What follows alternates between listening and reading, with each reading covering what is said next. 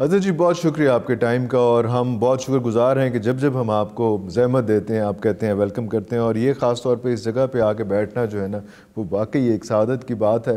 ابھی ہم حکمت کی بھی بات کریں گے اور ہم جو ہے وہ روحانیت کی بھی بات کریں گے، لیکن جب میں نے میوزیم دیکھا تو میں نے کہا سر سٹارٹ جو ہے وہ یہاں سے کرتے ہیں۔ یہ کیا شوق ہے؟ کہاں حکمت ایک اور چیز، روحانیت ایک اور چیز، اور اس کے ساتھ ساتھ یہ سارا اتنا میلہ جو لگا ہوا ہے یہاں پہ، اس کے بارے میں کچھ بتائیں گے؟ یہ کیا ہے، کب سے شروع کیا اور کہاں تک پہنچے؟ یہ بھی تو روحانیت ہے۔ ارے واہ واہ، یہ اب آپ نے اس کی تشریح کرنی ہے، میں نہیں پہنچ پاؤں گا اس میں روحانیت کیسے ہے۔ مجھے بچپن سے قومی ورثے کی سنبھالنے کا ذوق تھا۔ اللہ، یہ ہمارا قومی ورثہ ہے، بالکل وطن کا ورثہ ہے، بالکل۔ اور ہر برتن، ہر چیز قوموں کی ہسٹری اور تاریخ بتاتی ہے۔ دوسرا، چونکہ بچپن سے پراسراریت کا ذوق تھا، جی جی، روحانی پراسرار قوتیں، تو یہ ہر پرانی چیز پراسرار ہوتی ہے، اور اس لیے ہر پرانی چیز کے کھوج لگانے کی کوشش کی جاتی ہے۔ ارے واہ، یہ بھی اس پراسراریت کا حصہ ہے۔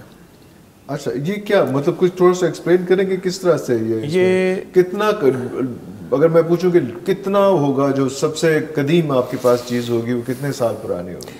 ہمارے پاس آرکیالوجی کے بڑے آتے ہیں جو ان کی تحقیق ہے کہ 4,500 سے لے کر 60 سال پرانی چیزیں ہیں۔ 4,500 سال سے لے کر 60 سال پرانی چیزیں ہیں۔ اس میں تانبے کے برتن ہیں، اور اس کے میں لوہے کے برتن ہیں، چاندی کے ہیں، چمڑے کے ہیں، کانسی کے ہیں، پیتل کے ہیں، اور لکڑی کے ہیں، اور اس کے علاوہ انوکھی اور چیزیں ایسی ہیں جو کہ آج تک پہلے تھیں، اب ختم ہو چکی، اب ختم ہو چکی۔ ابھی اس کا سر وزٹ بھی کرتے ہیں، لیکن بہت ساری چیزیں میں دیکھ رہا تھا، جس طرح سے ابھی یہ جوتیاں دیکھ رہا تھا میں، وہ جو ایک چھال سی ہے اس کے بنے ہوئے جوتے، آج ہم جو ہے بوٹ پہن کے پھرتے ہیں، تو کیا اس کا فرق ہے اس وقت اس دور کا اور آج کے دور کا؟ جب وہ لوگ پہنتے تھے تو بیماریاں نہیں تھیں، آج بھی بیماریوں کو ختم کرنے کے لیے ایسے جوتے جس کے نیچے نوکیں ہوتی ہیں۔ ابھی جو ڈاکٹرز نے نیا جو اس میں کیا ہے وہ ساری یہ ریسرچ ہے اس میں کہ وہ آپ کے پورے پورز وغیرہ سارا کچھ اس کو، تاکہ کوئی چیز آپ کو ہلکی ہلکی چبھے بھی سہتی جو جوتے وہی ہیں۔ اس وقت تو پہننے والوں کو نہ بیماریاں تھیں نہ تکلیفیں تھیں۔ ان کو اس چیز کا علم تھا، یا ویسے اللہ تعالیٰ نے ایک اس قسم کا کیا ہوا تھا کہ وہ یہ سارا کچھ کر؟ میرے خیال میں کہ وہ سائنس ہم سے بہت آگے تھی۔ سائنس میں ہم سے آگے تھے؟ وہ بہت آگے تھے۔ ارے آج 5,000 سال پرانی جو سائنس ان کے پاس تھی، آج تحقیق کرتے کرتے ہم اس تک ابھی تک نہیں پہنچ پائے۔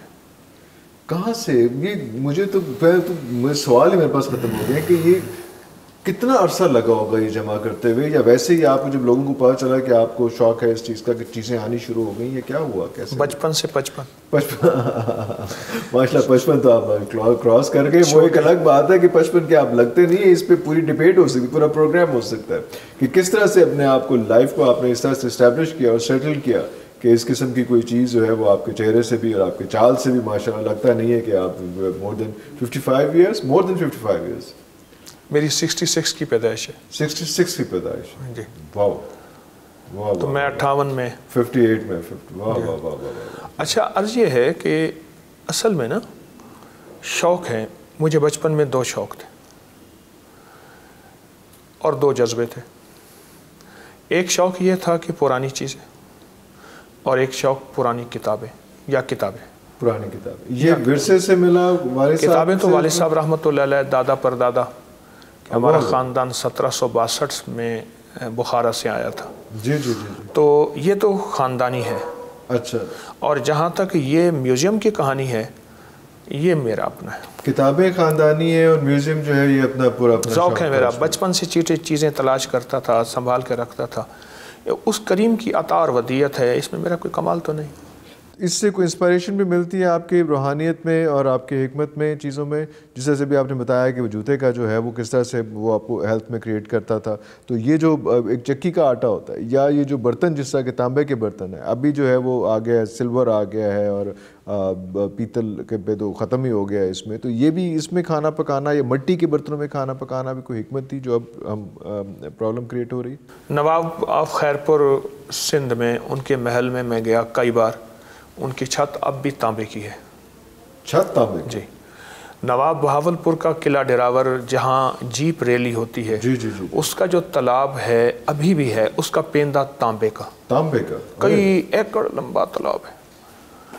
عرض یہ ہے کہ جس دن ہمارے ساتھ زندگی میں تانبا تھا، فطری برتن تھے، نہ بے اولادیاں تھیں، نہ بے طاقتیاں تھیں، بس جب سے یہ برتن گئے اور ان کا حسن گیا ہماری زندگی میں، اس لیے اب واپس فطرت تانبے کے برتنوں پہ۔ میں نے اس دن دیکھا تو وہ امیزون وغیرہ اس پہ لکھا ہوا تھا ایک تانبے کا برتن اتنے ڈالر کا مہنگا، اور دنیا اس کو لے رہی ہے، اس میں پانی، کھانا پینا۔ آپ کی فوڈ اسٹریٹ میں جو کھانا کھانے جائیں اس کی پہلے سے بکنگ ہوتی ہے، اور وہ آپ کو تانبے اور پرانے برتنوں میں کھانا دیتے ہیں۔ بالکل وہی دیتے ہیں اس میں۔ تو ان کو اس کی حکمت کا پتہ ہے نا، حکمت تو آپ بتائیں گے نا جی، کہ وہ کیا، کس طرح سے، کیا کیمیکل ری ایکشن ہے، کیا ہے، کس طرح سے ہے؟ ہر برتن کا چھوٹا ذرہ غیر محسوس طریقے سے ہمارے جسم میں جا رہا۔ ہر برتن کا؟ کیوں کہتے ہیں کہ پلاسٹک کے برتن سے کینسر بڑھ رہا؟ ہم کھاتے تو نہیں ہیں، چباتے تو نہیں ہیں، لیکن اس برتن کا چھوٹا چھوٹا ذرہ ہمارے جسم میں جا رہا ہے، اور یہ ذرہ، یہ اتنی بڑی پتھریاں نکلتی ہیں کہ آپ پتھر چباتے ہیں، نکلتے ہیں، وہ ذرہ اٹکتے اٹکتے آخر پتھری بن جاتے اور پتھر بن جاتے ہیں۔ ارے ایسے ہی ہماری جو فطری برتن ہیں، جو ہماری زندگی تھے، ان کا اٹھانا رکھنا، ہاتھوں میں مسلنا، ہاتھوں کے اندر بھی ذرے چلے جاتے ہیں۔ کتنی زہریں ایسی ہیں جو صرف ہاتھ لگانے سے جسم میں منتقل ہو جاتی ہیں، جسم میں منتقل ہو جاتی ہیں۔ اسی طرح یہ شفائیہ اثرات بھی ہاتھ لگانے، کھانے پینے پلانے سے جسم میں منتقل ہوتے تھے۔ بے اولادیاں نہیں تھیں، بے طاقتیاں نہیں تھیں، خطرناک بیماریاں نہیں تھیں، عمریں بڑی تھیں، جسم مضبوط تھے اور قوت اور طاقت تھی۔ 100 کلو کی بوری یوں اٹھاتے تھے، بڑے بڑے وزن یوں اٹھاتے تھے، اور پھر نسلیں مضبوط تھیں، پیدل ایک ایک دن میں 40 کلومیٹر سفر عام سی بات تھی۔ آخر اس کے پیچھے وہ فطری زندگی، فطری غذائیں اور فطری برتن تھے۔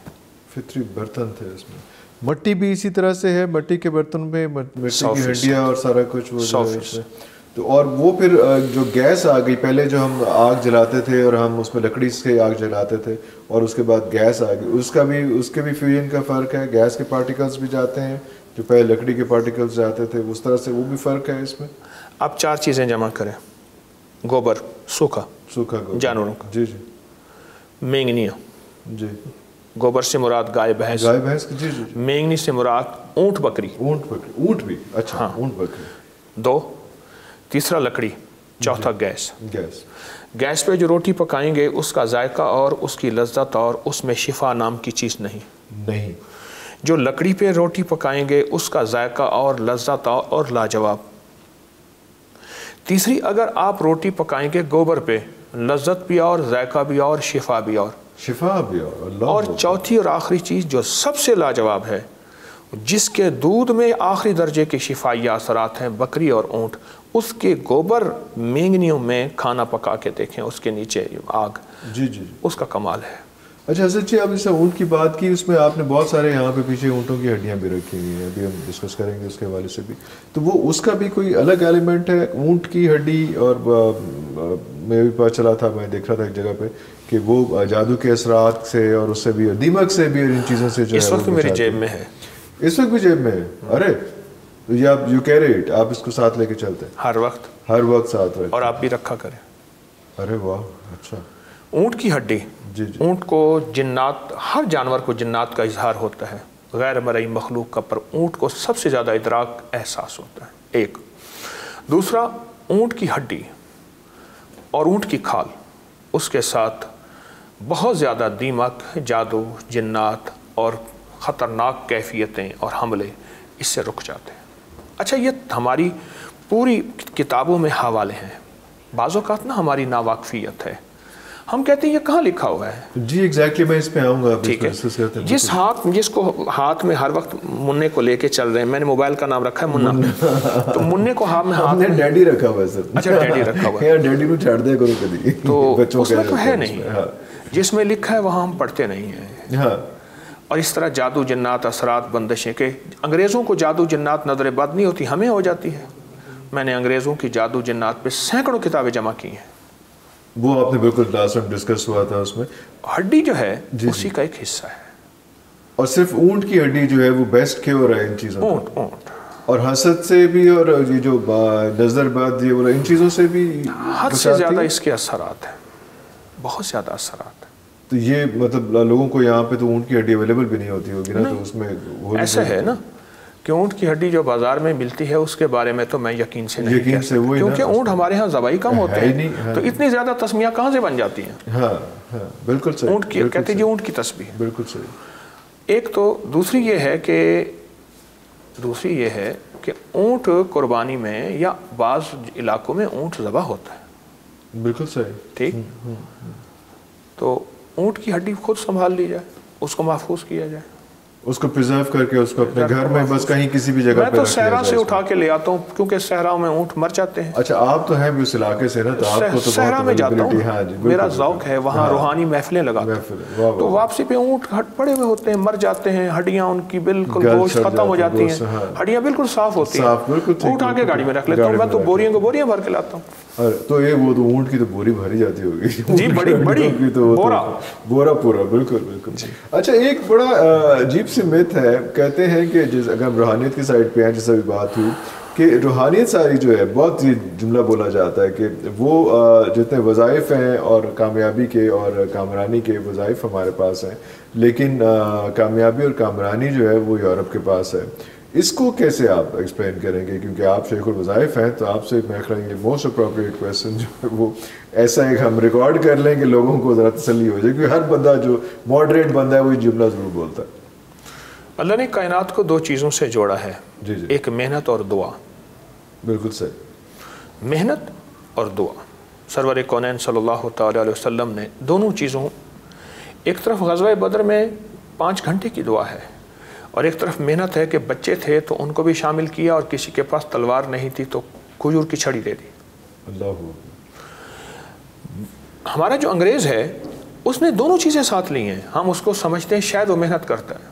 ہمارے سائنسدان، ہماری تاریخ، ہمارا نیٹ، پوری دنیا بتا رہا ہے کہ انگریز روحانیت کو کتنا مانتا ہے، کتنا اس پہ یقین رکھتا ہے، اور کتنا اس کے ذریعے سے اپنے مسائل کے حل کی کوشش کرتا ہے. ارے اللہ، پوری تاریخ بھری ہوئی ہے. ایک تو ہمارے مزاجوں میں محنت گئی، کوشش گئی. ٹھیک، جو قومیں دیر سے اٹھیں گی، میں چند ملکوں میں گیا ہوں. میں ایک ملک میں گیا تو ہم سفر کر رہے تھے دوسرے شہر میں جانے کے، ہم نے کہا کھانا وہیں کھا لیں گے. سارا شہر سویا ہوا تھا، مغرب کے بعد بند. صحیح. پھر بسکٹ 2-4 اوپر نیچے کر کے کھا، پانی پی کے سو گئے. کچھ اویلیبل ہی نہیں تھا، دکانیں بند، سب کچھ سارا کچھ. اور یہ ابھی اس دور کی بات ہے، یہ میں پچھلے سال 23 کی بات کر رہا ہوں، 22 کی. ایک سال پہلے. میری گزارش یہ ہے کہ روحانیت انہوں نے لی ہے،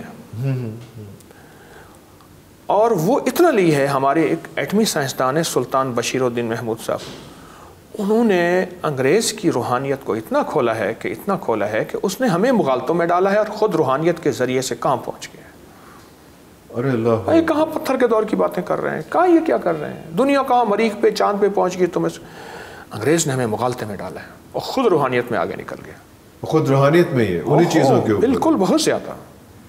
اور ہم انہی جملوں پہ اور انہی چیزوں پہ الجھے پڑے، اور ہماری لا علمی ہے، ناواقفیت ہے. اچھا، ہم جس سے آپ نے خود ہی کہا کہ ہم لوگ جو ہے وہ بہت سست ہیں اور بہت کاہل ہیں، اور ہم کام کرنے کا دل نہیں کرتا. تو یہ جو ہم نے وظائف وغیرہ کی بات کی اور ان چیزوں کی بات کی، تو کیا ہم لوگوں نے ان کو اور لتھارجک نہیں کر دیا کہ آپ محنت نہ کریں؟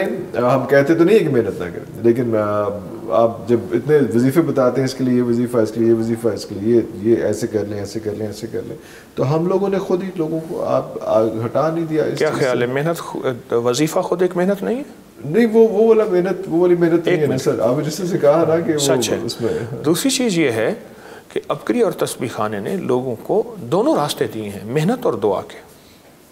اسباب کا اختیار کرنا عین اول ہے. بالکل صحیح. اور اسباب کے بعد پھر کہہ دینا کہ مسبب الاسباب تو کرے گا، میرے سارے اسباب جب تیری چاہت ہوگی تو وجود ہوگا، اگر تیری چاہت نہیں ہوگی تو وجود نہیں ہوگا.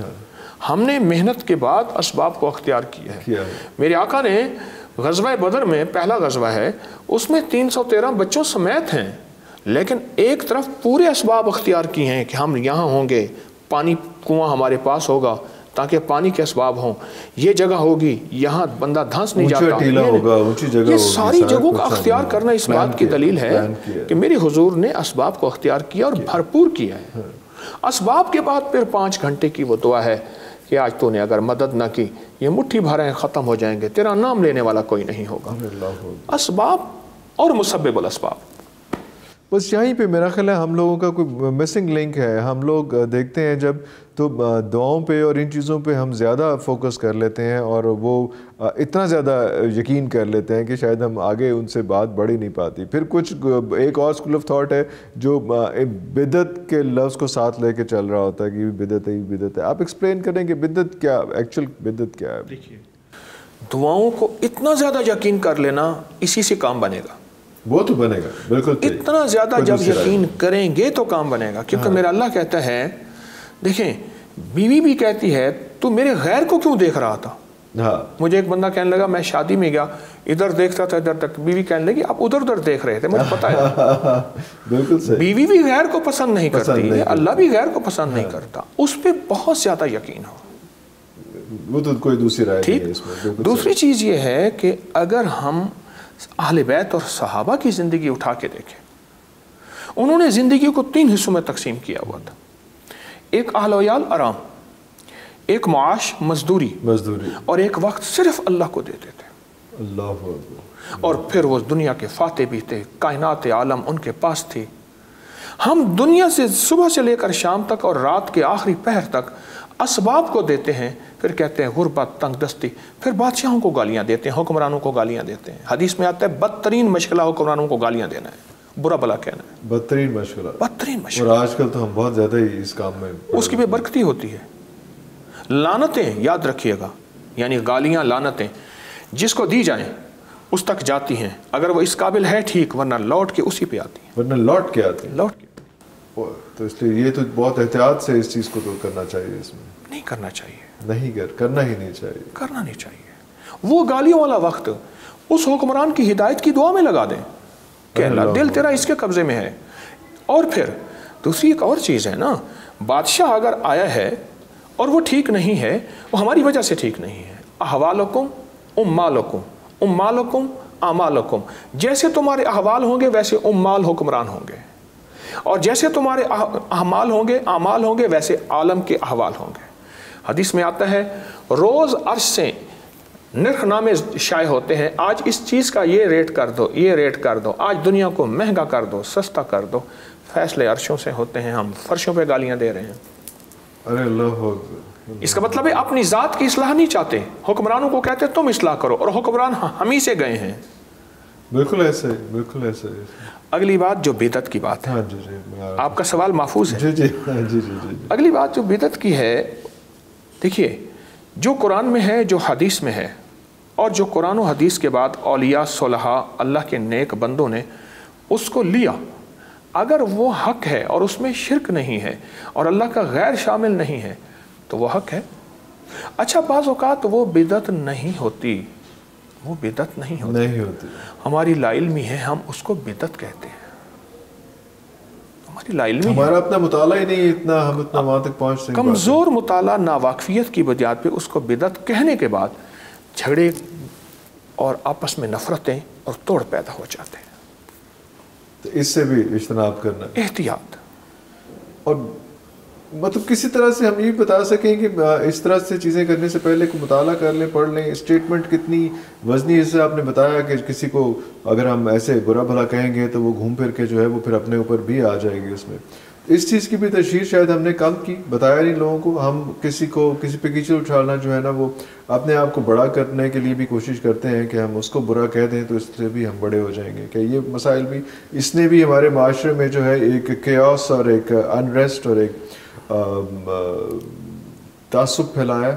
کسی بھی فزکس کے سائنسدان کو جس نے آکسیجن کو ظاہر کیا، بتایا، کاربن کو یا اس چیزوں کو، آج تک اس کو کسی نے بدعتی کہا؟ نہیں، بغیر تحقیق کے۔ آج ہم اپکری میوزیم میں بیٹھے ہیں، یہاں آکسیجن ہے، آپ کے موبائل کا نیٹ ورک ہے، تو ہم کہیں گے یہ کہاں سے نئی نئی چیز نکال کے لائے ہیں؟ بقور ایک اللہ والے کے تجربہ دلیل کا محتاج نہیں ہوتا۔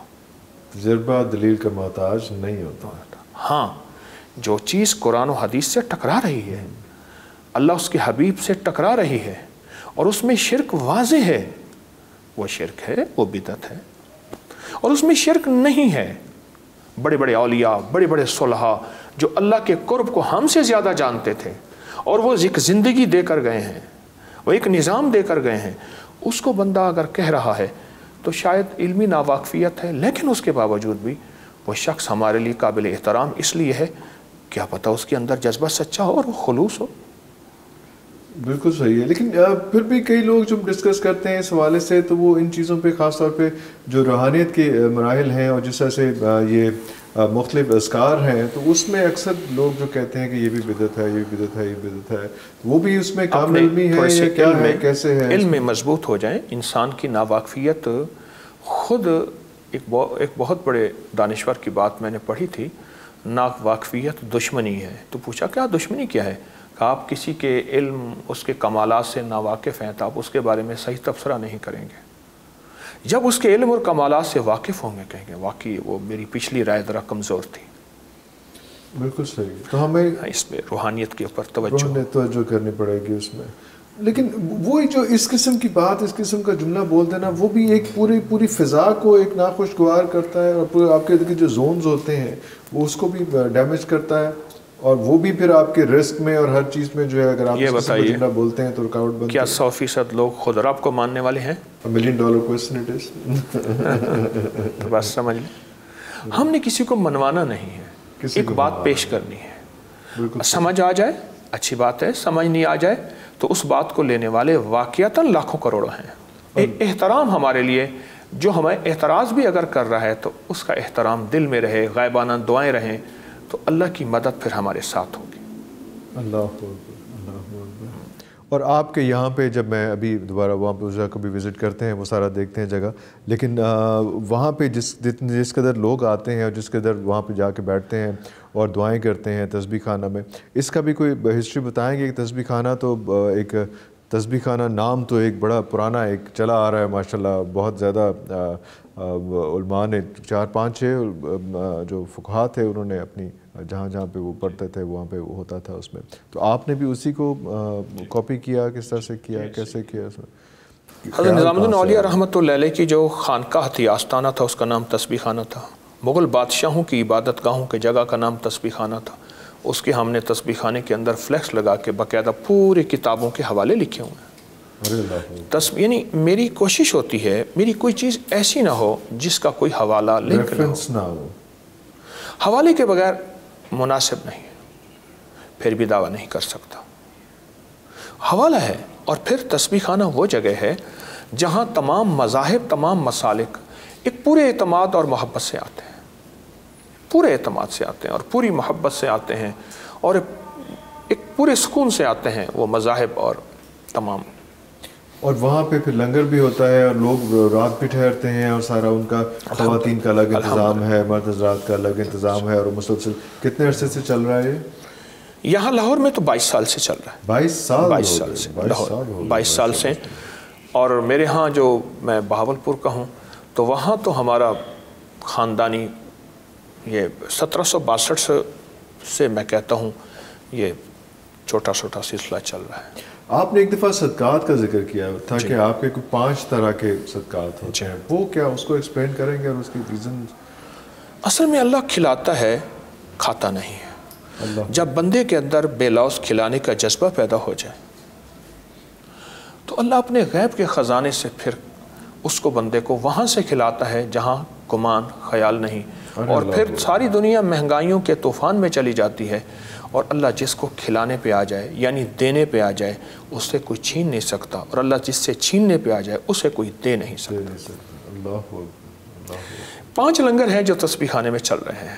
انسانوں کا لنگر ہے، روزانہ دوپہر 1 بجے بریانی ہوتی ہے اور سارا دن جو ہے وہ قہوہ ہوتا ہے، گرین ٹی صبح سے 7 days a week.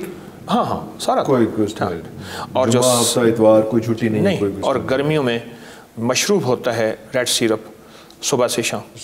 اچھا، اور اس کے علاوہ لنگر، کھانا، روٹی بھی سلسلہ چلتا ہے. صرف یہاں نہیں، روحانی منزل مری میں اچھا واہ. وہاں چلتا ہے. میرا اپنا ذاتی گھر ہے وہاں حویلی میں, وہاں چلتا ہے الحمدللہ سادہ اور کشادہ. ٹھیک. اچھا اس کے علاوہ ہمارا درود محل ہے وہاں چلتا ہے. اس کے علاوہ جانوروں کا لنگر, بلیوں کا, اڑنے والے پرندہ, چڑیاں, کوے, کبوتر. جانوروں میں صرف بلیاں؟ بلیاں, صرف بلیاں. اور قبرستان کے کیڑے مکوڑوں کا لنگر علیحدہ چلتا ہے, وہ الگ ہے. وہ شکر, باجرہ اور کچے چاول, ٹوٹا, جی جی جی وہ چلتا ہے. اچھا. پرندوں کا لنگر چلتا ہے, مچھلیوں کا لنگر چلتا ہے, تالابوں میں, دریاؤں میں, سمندروں میں, نہروں میں جہاں مچھلیاں ہیں وہاں کا لنگر. بے زبان وہ ہیں جو آفات تلواتے ہیں, اور بے زبان وہ ہیں جن کی بد دعاؤں سے آفات آتی ہیں. یہ حقیقت ہے. حدیث میں آتا ہے بنی اسرائیل کی ایک فاحشہ عورت تھی, اس نے ایک پیاسے کتے کو پانی پلا دیا, رب نے کہا جا میں نے معاف کیا. اللہ. بے زبانوں کا. اور ایک بے زبان اور ہیں جو انسان سوال نہیں کرتے, عیالدار ہیں, تھوڑی تنخواہ ہے, گھر گھر سفید پوش ہیں, اور سڑکوں پہ مانگنے والے تو کوئی بینک بیلنس اور ان کی تو بڑی گاڑیاں, کوٹھیاں, بنگلے ہوتے ہیں. وہ سوال نہ کرنے والے, ان کو بھی ہم تلاش کرتے ہیں, اور ان کے بھی وظائف لگائے ہوئے ہیں, اور ان کا بھی بس تھوڑا سا. اور بتانے کا مقصد بھی یہی ہے کہ یہ آپ سب لوگ بھی کر سکتے ہیں. اور یہ خاص طور پہ جو آپ نے بات کی کہ جو لوگ یہاں پہ کھڑے ہوتے ہیں اور کھڑے ہو کے دکانوں پہ اور وہاں پہ مانگ رہے ہوتے ہیں, یا سڑکوں پہ مانگ رہے ہوتے ہیں, یا شام پہ مانگ رہے ہوتے ہیں, تو وہ ان کو تو ایک بزنس ہی, پورا ایک بزنس اینٹی ہے پوری. مستحق کے ساتھ ایک چیز لگی ہوتی ہے, وہ غیور ہوتا ہے, باوقار ہوتا ہے, سوال نہیں کرے گا, وہ سوال نہیں کرتا, فقر و فاقہ آئے گا, سوال نہیں کرے گا. تو یہ ابھی جو ہمارے آپ کے پاس میجر, جو اگر میں چیزیں دیکھوں کہ جب ہم ڈسکس کرتے ہیں کہ کون سے مسائل ہیں زیادہ, کون سی چیزیں ہیں, ایک تو وہ پہلے بھی ڈسکس ہوا کہ اولاد کے حوالے سے, کہ اولاد جو ہے وہ اتنی اپروپریٹ آپ کو رزلٹس نہیں دے رہی, اولاد جو ہے وہ والدین کے ساتھ بیٹھ نہیں رہی, اولاد والدین کے نہیں کر رہی. ایک تو یہ ہو گیا کہ آپ نے لاسٹ ٹائم بھی بتایا تھا کہ جناب اولاد کا ان کے ساتھ ٹائم اسپینڈ کریں, چیزیں کریں. کوئی ایسی کوئی وظیفہ بھی ہے, کوئی ایسی چیز بھی ہے جس میں جس کو والدین کو جو اولاد بہت ہی بے کا شکار ہے تو وہ کچھ پڑھ لے اور کچھ زیادہ. اللہم اہدنا الصراط المستقیم, اللہم اہدنا الصراط المستقیم. صرف ایک تسبیح ہر نماز کے بعد ورنہ صبح شام, ایک تسبیح ہر نماز کے بعد ورنہ صبح شام. اس کو بہت توجہ سے پڑھیں. دوسری چیز یہ ہے کہ اولاد کے جسم کے ان اعضاء کا صدقہ کریں جو اعضاء گناہوں میں مبتلا ہو سکتے ہیں یا ہو چکے ہیں. آنکھیں, زبان, دل, ہاتھ, پاؤں, سوچ اور شرمگاہ, ان اعضاء کا صدقہ کریں. وہ کیا؟ کسی ایسے ضرورت مند جو سوال نہ کرنے والا ہو, اس کی ضرورت پوری کر کے کہیں کہ اللہ اس کا ثواب اور اس سے جو بلائیں ٹلیں, اے اللہ میری اولاد کے ان حصوں کی بلائیں ٹال دیں. میں نے بڑے تجربے کیے. ایک اور چیز ہے, آپ کوئی نوٹ لے لیں حسب ضرورت, ناف کے اوپر تک ان کے جسم پہ پھیر دیں, اس کو جمع کرتے جائیں. دو چیزیں ہیں, یا وہی نوٹ کسی ضرورت مند جو سوال نہیں کرتا دے دیں, یا اس کا حلوہ روٹی بہترین بنا کے وہ کھلا دیں. وہ کس کو کھلا دیں؟ مساکین, ضرورت مندوں کو. اور یہ نوٹ جو ہے یہ اس بچے کے جسم پہ پھیر دیں. سکہ ہے, نوٹ ہے, جو آپ کو میسر ہے, اکٹھا کرتے جائیں. ایک تیسری اور چیز ہے, اولاد کے لیے ایک تحفہ دوں گا. ایک ڈبہ سا رکھ لیں کوئی, اس کو بند تالے میں رکھیں, روز اولاد کی نیت کر کے اس میں کوئی نوٹ سکہ ڈالتے جائیں حسب ضرورت, حسب توفیق. آپ 27 رمضان کو وہ ڈبہ کھولیے. یہ بڑا زبردست عمل ہے. 27 رمضان کو وہ ڈبہ کھول کے اس کے جتنے پیسے ہیں وہ سارے پیسے یا غربا مساکین کی ضرورتوں میں پورا کر دیں, یا اس کی کوئی میٹھی چیز غربا مساکین کو عید کے بعد بانٹ دیں, یا افطاری کے وقت بانٹ دیں. اس کا بہت رزلٹ. پھر اگلے سال کے لیے ڈبے کو پھر بند کر دیجئے. وہ پیسے نکال لیں اور اس کے بعد دوبارہ بند کر دیں اور اس کو دوبارہ یوز کرنے لگ جائیں. اچھا, یہ 3 چیزوں کے لیے بتاتا ہوں. ایک اولاد کے بخت کے لیے, माँ बाप दौलत माल चीज़ें दे सकते हैं पर वक्त नसीब नहीं दे सकते। अल्लाह अकबर। दूसरा उनकी तरक्की और कामयाबियों के लिए, और तीसरा उनकी आंखों की ठंडक बने रहें माँ बाप की, और आंखों की ठंडक उस वक्त तक होंगे जब उनमें नेकी होगी। हत्ता कि यहाँ तक है कि औलाद की नेकी का असर कब्रों में पहुँचता है, औलाद की बदी का असर कब्रों में पहुँचता है। माँ बाप को नेकी करके माँ बाप की कब्रों को राहत मिलती है। और अगर औलाद कोई ऊपर नीचे कोई कमी बेशी करती है गलत, तो औलाद माँ बाप की कब्रों को तकलीफ़ होती है। इसका निज़ाम तो कब्रों तक चलता है। जो एंजाइटी है, स्ट्रेस है, उसकी वजह से बहुत ज़्यादा लोग शुगर का शिकार हैं, डायबिटीज़ का। उसके बारे में भी कुछ बताइएगा कि कहाँ कैसे इसको, एंजाइटी तो चले एक इसमें दोनों चीज़ें होंगी, रूहानी इलाज भी चाहिए और हिकमत के हवाले से इलाज भी चाहिए। इससे तो ज़िंदगी में दो चीज़ें हैं, एक अख्तियारी निज़ाम है, एक गैर अख्तियारी निज़ाम है। अख्तियारी वो हमारे बस में है। मसलन एक बंदा पैदाइशी लुकनत है, लूला लंगड़ा अपाहज है, और अगर वो इसी में खो जाए और सारी उम्र इसी को लेके बैठ जाए कि मैं ऐसा क्यों हूँ, ये गैर अख्तियारी चीज़ है। उसी अल्लाह की तरफ से समझ के और अपनी ज़िंदगी में मेहनत करे। कितने लोग दुनिया में ऐसे हैं जो माजूर थे और दुनिया में टॉप कर गए। दूसरी चीज़ ये है कि अपने ऊपर कोई ऐसी चीज़ मुसल्लत कर लेना कि मेरे पास ये दौलत, ये गाड़ी, ये मॉडल, ये ब्रांड, ये भी होना चाहिए, जिसको मैं अक्सर कहा करता हूँ, इस वक्त हम ज़रूरियात में बहुत आगे हैं, कई मुल्कों से मालदार हैं, ख्वाहिशात में गरीब हैं। वाह, बहुत बड़ा जुमला है। वाह वाह वाह। 5000 के नोट से मैंने छोटा सा बिस्किट लिया है शाम में। अरे 5000 के नोट में इसी साल गया हूँ। जी जी जी जी। 5000, 25,000 दीनार का नोट इराक में, उसकी एक छोटी सी चीज़ ली है। ख्वाहिशात के एतबार से हम बिल्कुल गरीब हैं, और ज़रूरियात जो हमारी पूरी हो रही है, हमारा मुआशरा निहायत अमीर है। इतने पैसे गोरे के पास नहीं है इतना पैसा गोरे के पास। मैं अभी असवान में गया, दी सिटी ऑफ गोल्ड लिखा हुआ था वहाँ, इसका शहर है मिस्र का। वहाँ किसी दौर में सोना निकलता होगा, आप भी दरिया नील के किनारे।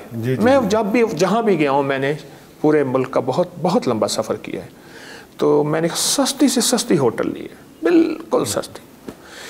तो वहाँ मैंने देखा गोरे भी सस्ती होटलों में फिर रहे थे इंतहाई।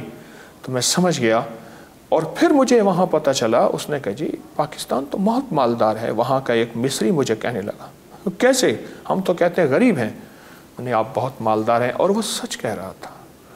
हम ख्वाहिशात में गरीब हैं, ज़रूरियात तो हमारी। अच्छा चलो ये बताइए, आपको कोई फ़र्द मिला जिसके पेट पे पत्थर बंधा हुआ?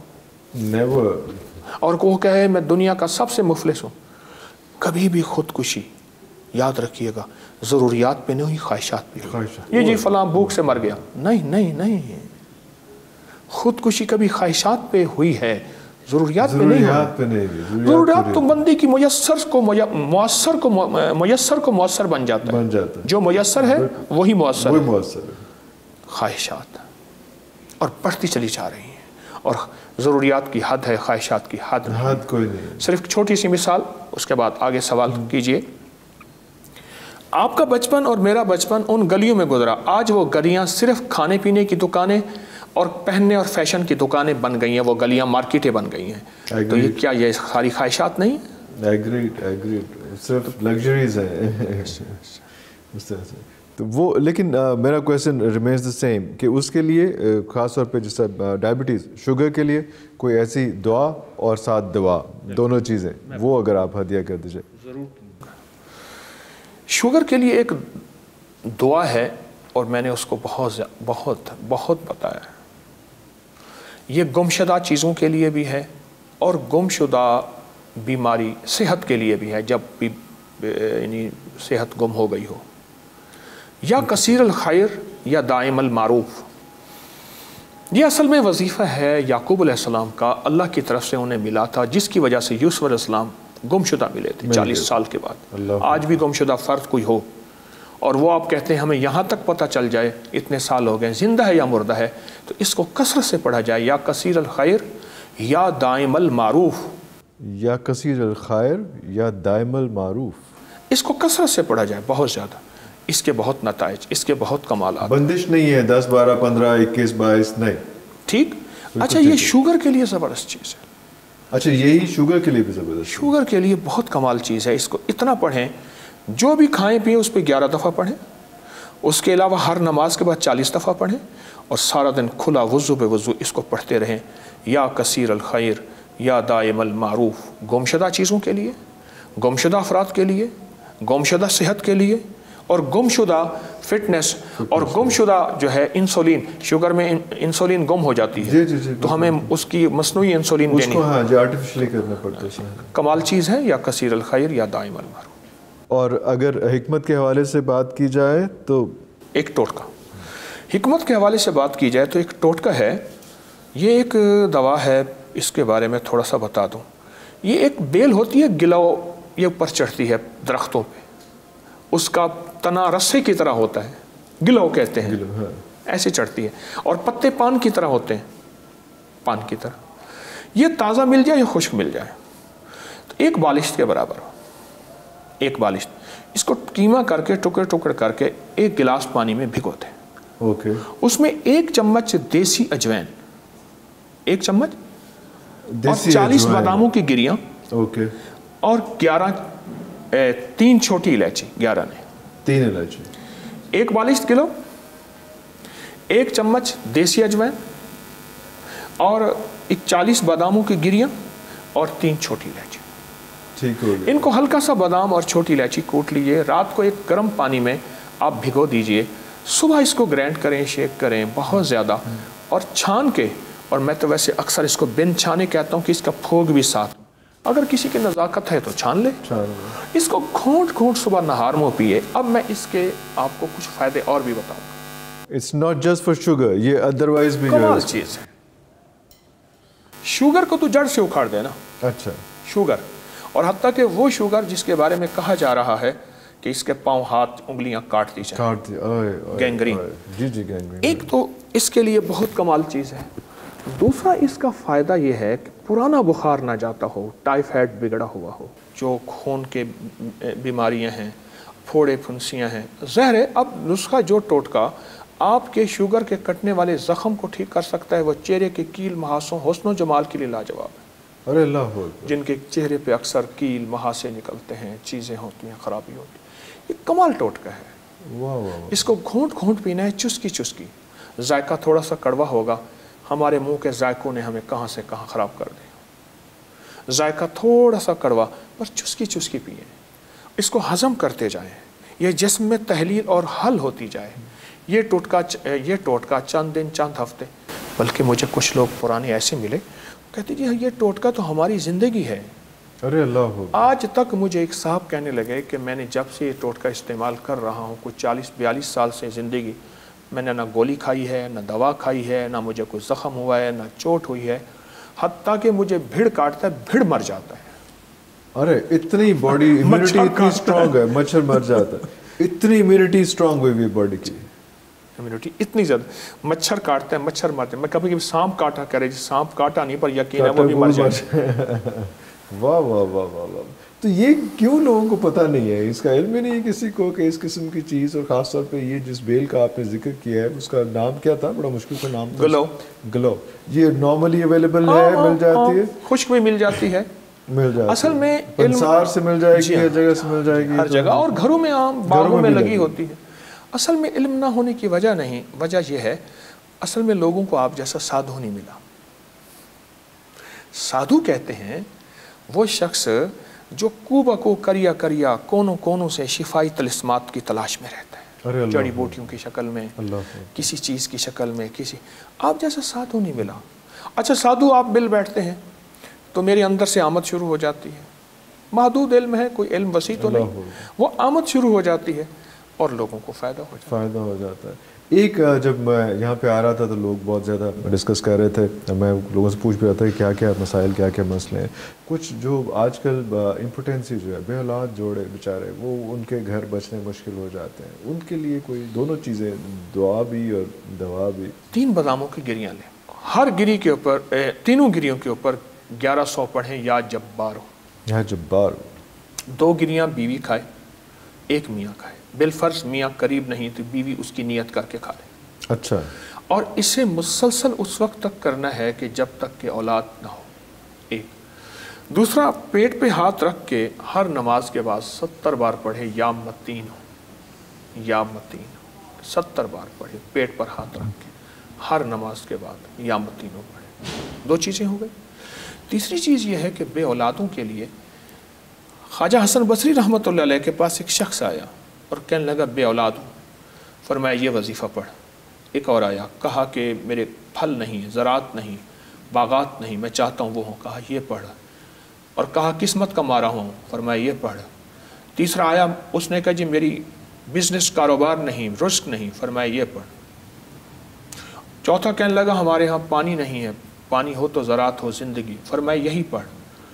اچھا سب کو بتاتے گئے. خادم ساتھ بیٹھا تھا، سب کو ایک ہی چیز بتائی، ایک ہی وظیفہ. اچھا. خادم ساتھ بیٹھا تھا تو کہنے لگا حضرت کون سی ایسی چیز ہے جو آپ نے بتایا؟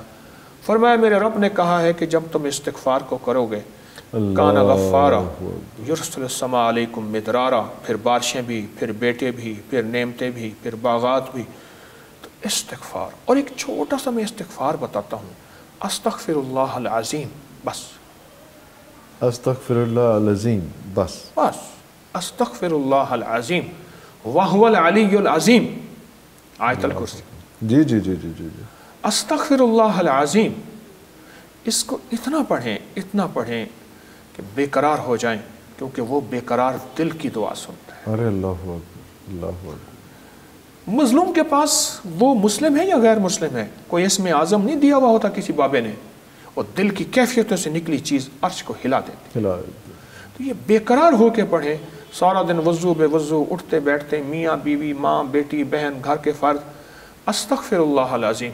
اور ایک تجربے کی بات بتاؤں، مجھے ابھی ایک بابا جی ملے، میں سندھ میں تھا، وہ فوت ہوئے، ایک بزرگ.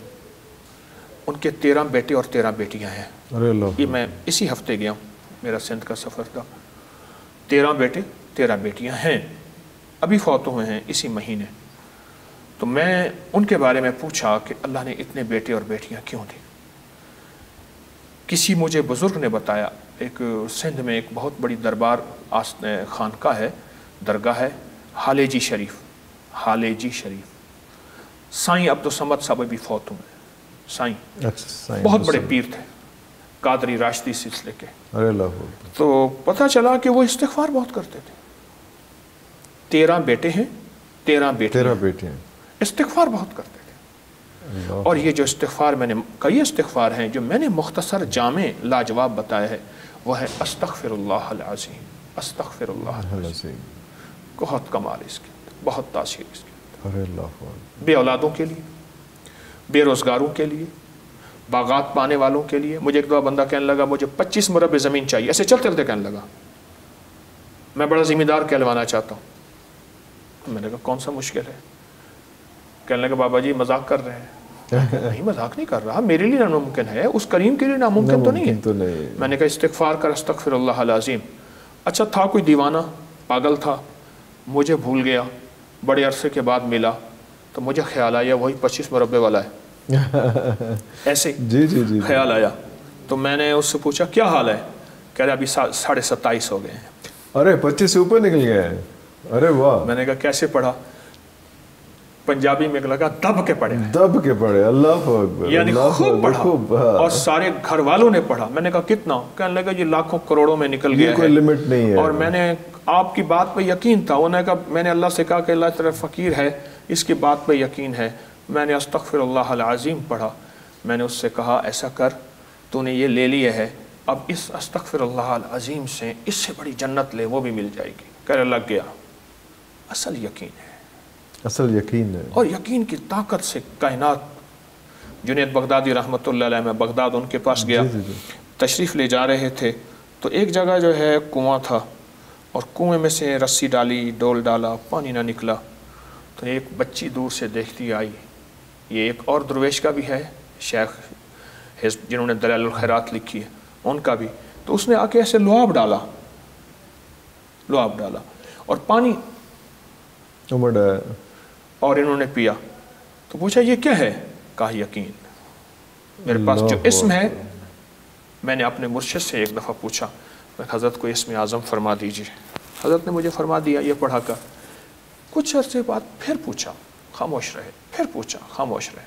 ایک دفعہ پوچھا تو جلال میں آ کے فرمایا طارق یقین اعظم اسم اعظم ہے. ارے اللہ اکبر، یقین اعظم اسم اعظم ہے.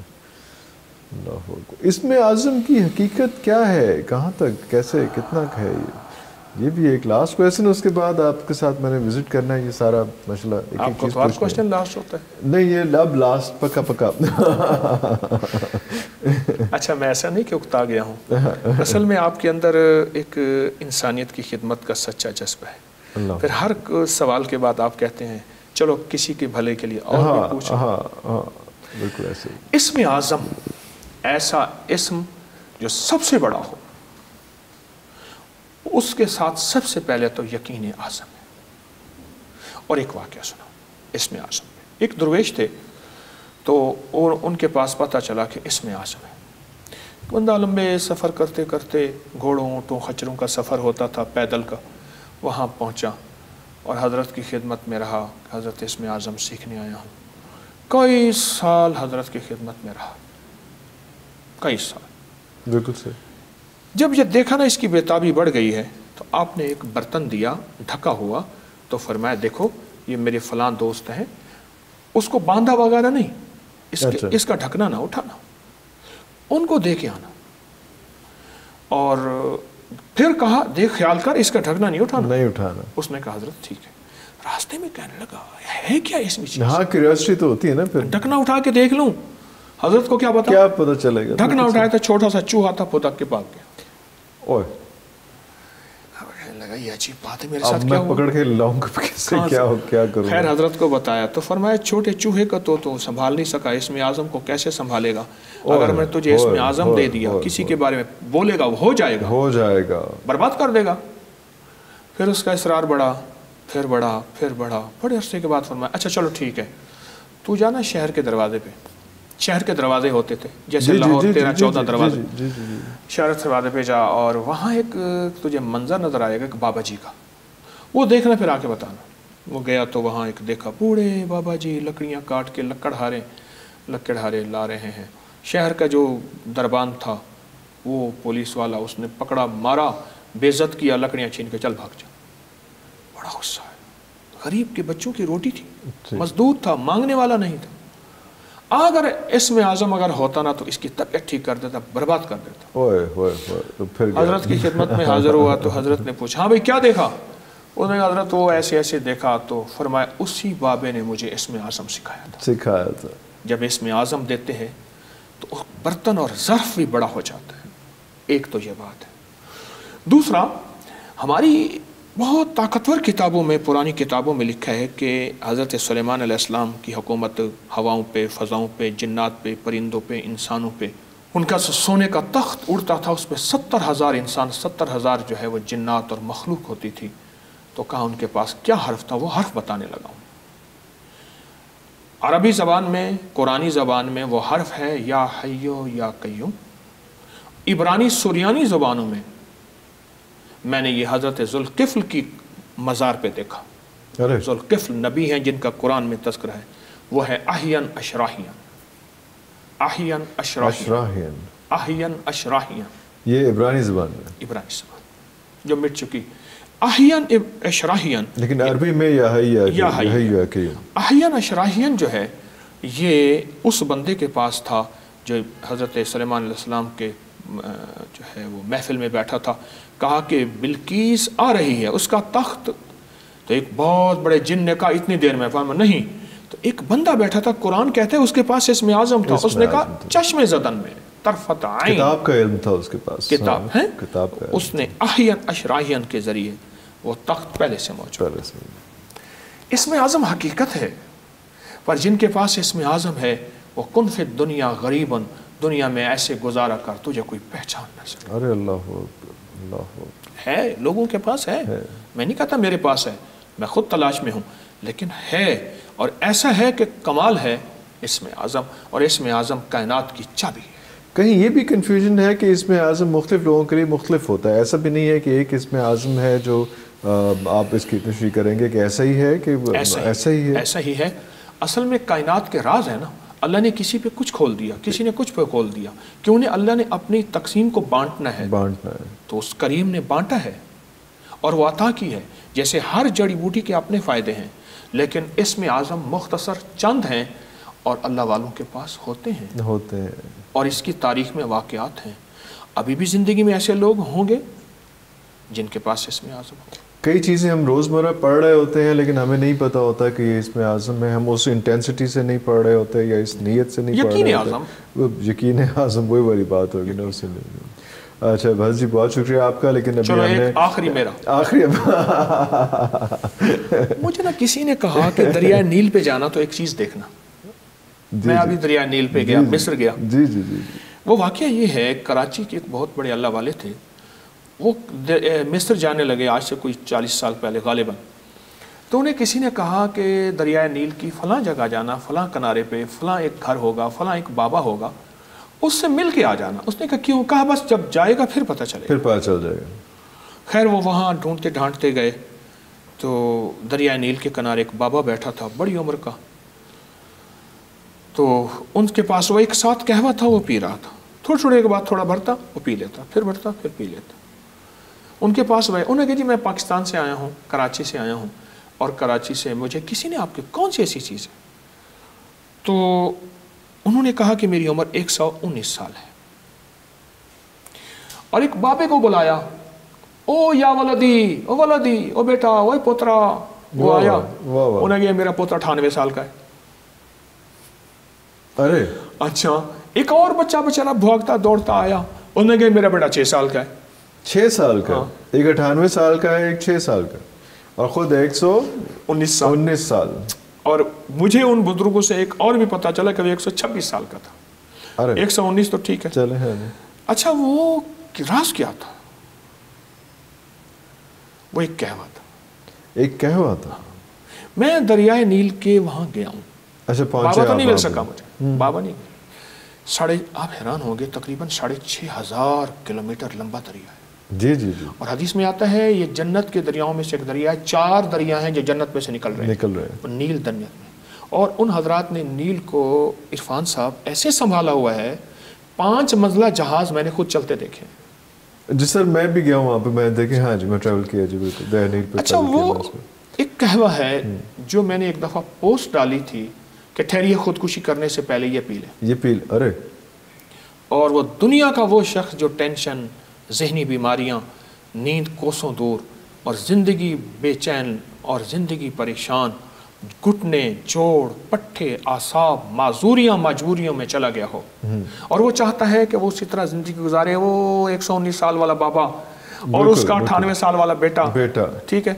تو وہ کہوہ ہے اناب, سپستان اور بہدانہ. بس اناب 11 دانے, سپستان یہ لسوڑیاں خشک ہوتی ہیں, اور بہدانہ وہ 11 دانے, وہ 11 دانے, وہ ایک چائے کا چمچ. اور یہ بڑا ایزیلی اویلیبل ہے. یہ نام کوئی ایسے فیملیئر اینڈ فیملیئر نہیں ہے, یہ آپ کو ہر جگہ پہ اویلیبل ہے. ہر جگہ ہلکا سا کوٹ لیجئے, کوٹ کے 1 لیٹر پانی گرم میں رات کو بھگو دیجئے. اوکے.